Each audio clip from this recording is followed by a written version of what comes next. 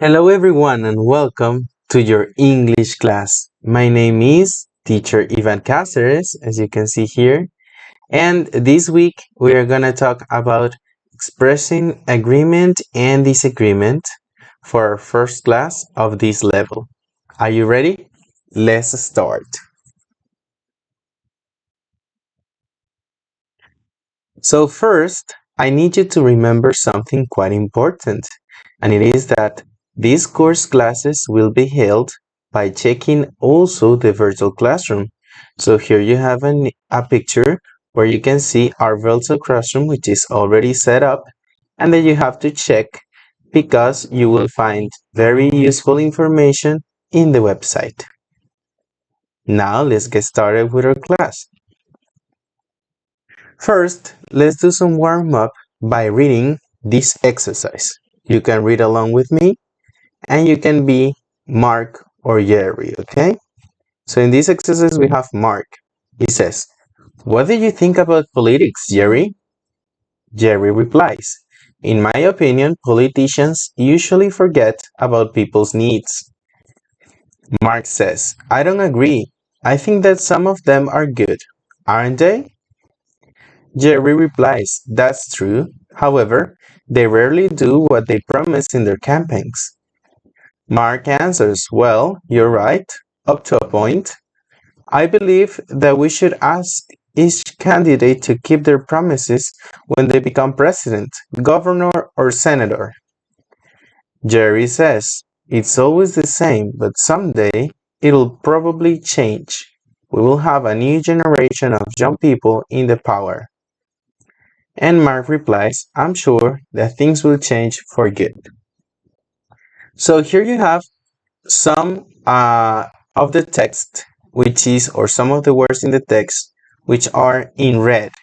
The reason that they are in red is because they are expressions that we can use to express or to say that we agree or we disagree with something. Okay? For example, you have "in my opinion," you have "I don't agree," you have "that's true, however," or "that's true, but," and you have "you're right up to a point." Okay? Now, you can read the exercise on your own or with a classmate, and then when you're ready, you can go back or go on to check the questions or the comprehension questions. Are you ready? Let's check them together. So you have to reply to these questions. Remember that when you have your answers, you can write them down in your notebook and you can send them through the virtual classroom for your teacher to check them. Now let's continue with our class. We have some expressions to state that we agree or we disagree with something. As you can see, you have here something to say yes or something to say no. Okay? Let's go first with the things that we use to state an opinion. To state an opinion, you can introduce your sentences by saying, for example, "in my opinion," "the way I see it," "if you want my honest opinion," "according to Lisa," or "according to my mother," "according to my sister," "as far as I'm concerned," and "if you ask me," some others. Now, asking for an opinion, you can say, "What's your idea? What are your thoughts on all of this? How do you feel about that? Do you have anything to say about this? What do you think? Do you agree?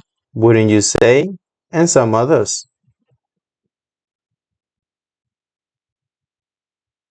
To express agreement, you can say many things, but these are some of the most common phrases that you can use. For example, "I agree with you 100%, I couldn't agree with you more, that's so true, that's for sure," and there are some slangs like "tell me about it," "you're absolutely right," "absolutely," "that's exactly how I feel," "exactly," "I'm afraid I agree with somebody else," "I have to side with that on this one," "no doubt about it." And you can also say in a weak way or in a weak voice, you can say "I suppose so" or "I guess so." You have a point there. I was just going to say that. Or you can also agree with a negative statement when someone is saying, for example, "I don't like this" or "I don't think this way." You can say "me neither." Okay? To express disagreement, you can say, I don't think so, or you can say, no way, I'm afraid I disagree, I totally disagree, I beg to differ, I'd say the exact opposite, not necessarily, that's not always true, that's not always the case, or no, I'm not sure about that.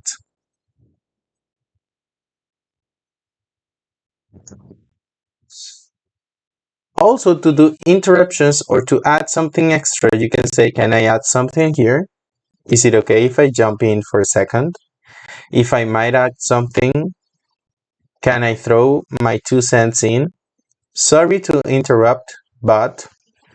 And after interrupting somebody who by accident, you can say, sorry, go ahead. Or you can say, sorry, you were saying, to invite them to continue speaking. After you are interrupted, you can say, you didn't let me finish. Or what I was about to say was, okay?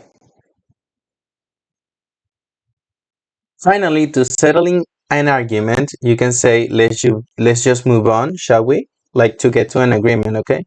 Let's just move on, shall we? Let's drop it.